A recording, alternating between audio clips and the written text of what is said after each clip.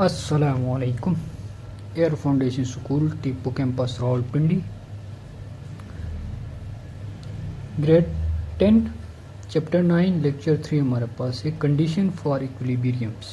Equilibrium के लिए कौन कौन से कंडीशंस चाहिए कि इक्विलिब्रियम रीच हो सके केमिकल रिएक्शंस में। इक्विलिब्रियम हमें पता है क्या है कि रेट ऑफ फॉरवर्ड रिएक्शंस और जब rate of reverse reaction equal होते हैं तो इस कंडीशन को कहते हैं इक्विलिब्रियम।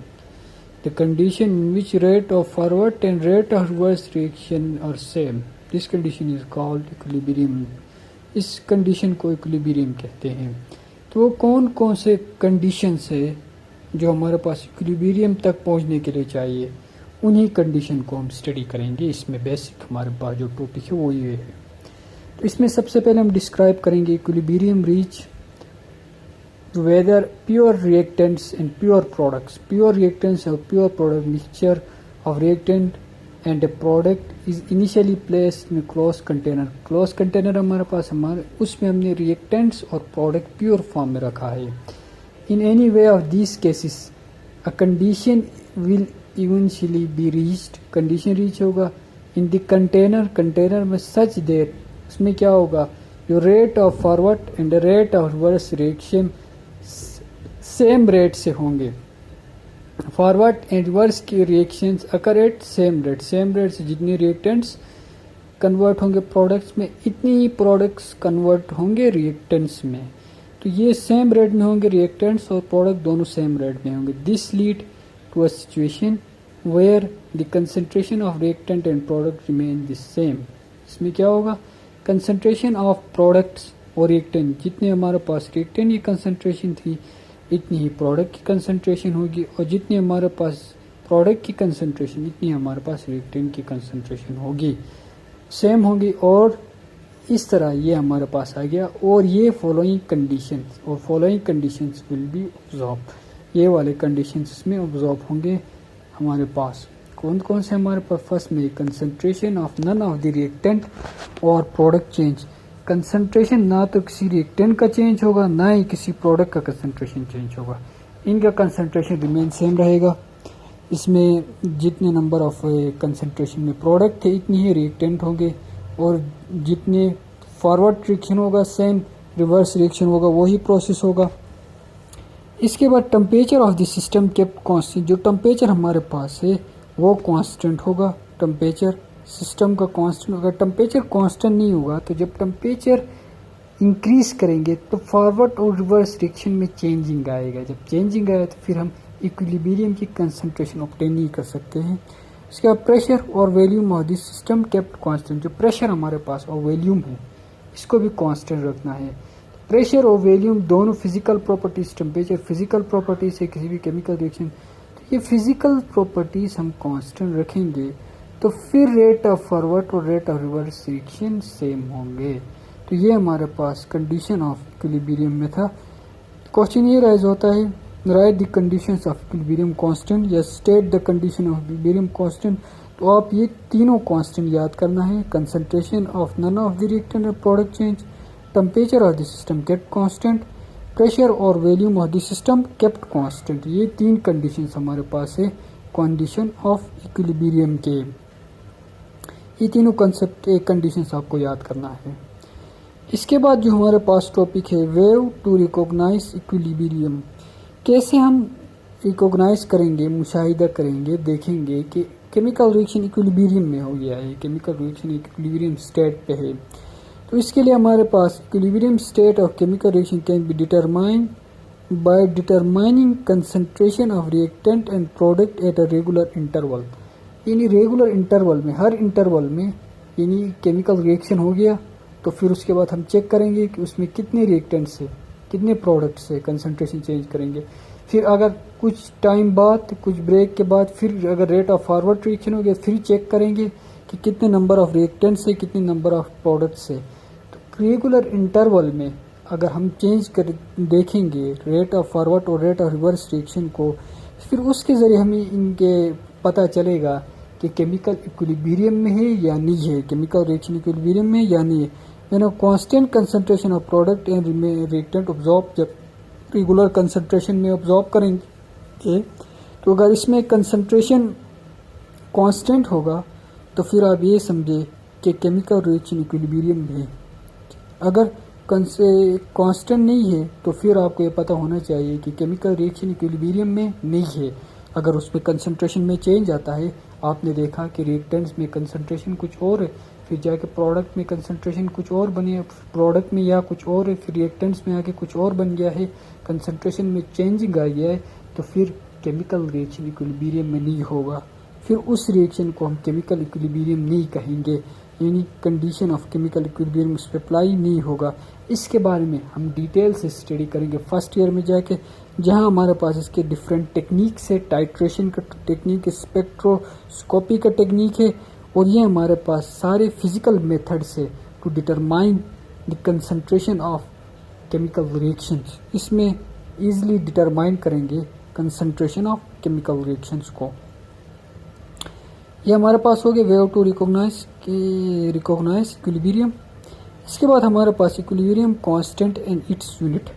इक्विलिब्रियम जो कांस्टेंट है और उसका यूनिट क्या होगा। इक्विलिब्रियम कांस्टेंट में और में नॉट है यूनिट, या तो उसका यूनिट होगा या नहीं होगा equilibrium constant. In the chemical expression each figure with a square bracket represent the concentration in mole D. जब हम इक्विलिब्रियम कांस्टेंट लिखते हैं Kc, नीचे रिएक्शन अगर Kc लिखना चाहे तो हम इसमें देख इसकी कंसंट्रेशन को मोल dm³ में हम रिप्रेजेंट करते हैं। हमें ये पता है कि प्रोडक्ट को हम ऊपर लिखते हैं और जो हमारे पास रिएक्टेंट्स है इसको डिनोमिनेटर में, प्रोडक्ट को न्यूमिनेटर में लिखते हैं। तो ये डिनोमिनेटर न्यूमिनेटर का कंसेप्ट है। इसमें Kc इक्विलिब्रियम कांस्टेंट है। The unit of Kc therefore determined on the equilibrium for the chemical expression. कुछ यूनिट्स दिए गए हैं, इनका Kc में फाइंड करना है, Kc का यूनिट फाइंड करना है। ठीक है, यहाँ पे दिए गए determine unit of equilibrium constant example 9.3 हमारे पास है, जिसमें दिया गया है कि आप कुछ हमारे पास रिएक्शन से इनका Kc फाइंड करें। यहाँ तक हो गया। इसमें हमने दो टॉपिक्स आज क्लियर किया।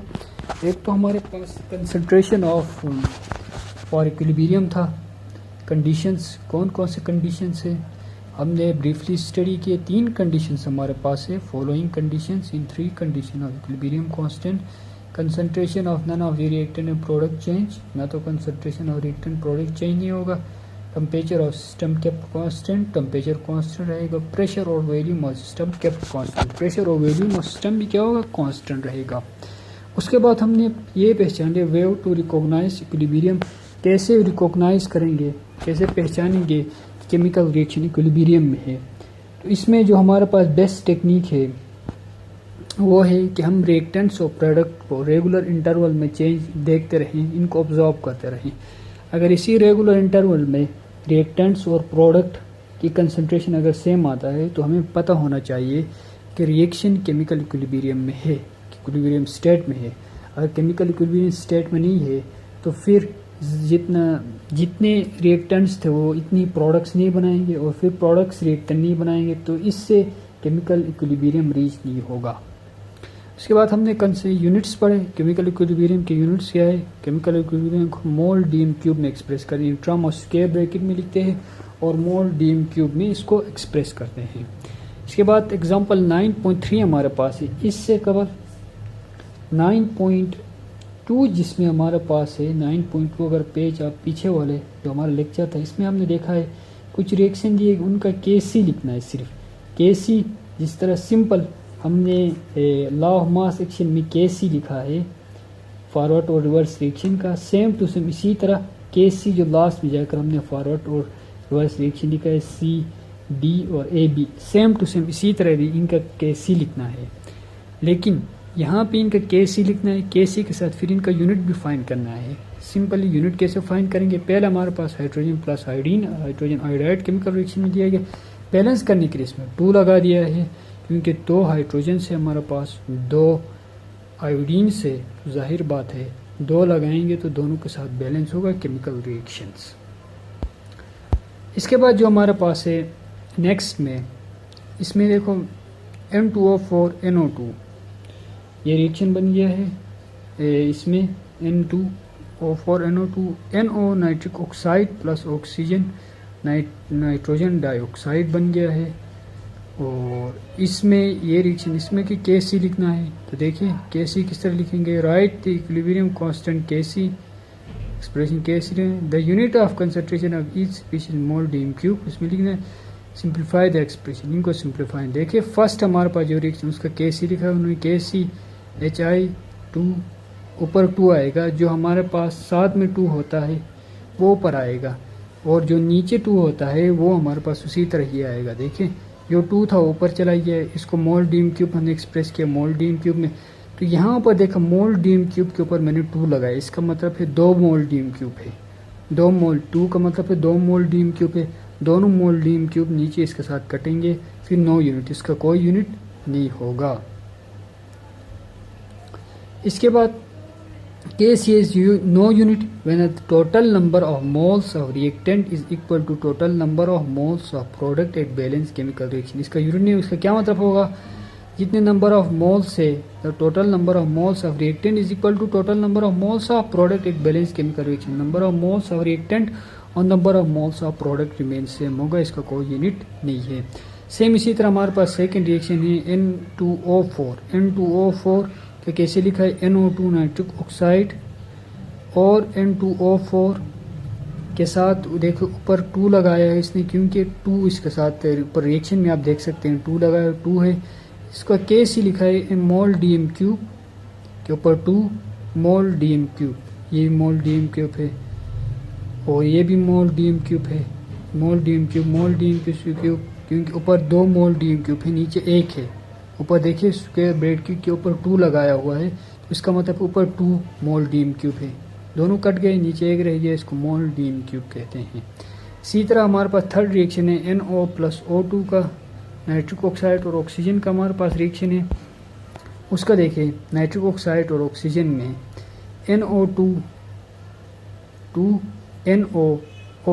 इसमें सिम इसी तरह इसका Kc लिखा है, फिर Kc लिखने के बाद इसको मोल डीएम क्यूब में लिखा है 2 मोल डीएम क्यूब, मोल डीएम क्यूब, ऊपर उससे मोल डीएम क्यूब कैंसिल हो जाएंगे, 2 मोल डीएम क्यूब रह गया, और इसमें हमारे पास से इसका जो Kc निकलेगा डीएम क्यूब मोल, पहले इसने डीएम क्यूब लिखा है, फिर यह मोल डीएम क्यूब पर मोल पर डीएम क्यूब भी लिख सकते हैं, लेकिन उन्होंने डीएम क्यूब मोल लिखा है क्योंकि नीचे हमारे पास देखिए 3 मोल डीएम क्यूब, ऊपर हमारे पास 2 मोल डीएम क्यूब है, नीचे देखिए मोल डीएम क्यूब सर 2 है और यहाँ मोल डीएम, इसीलिए डीएम क्यूब मोल है।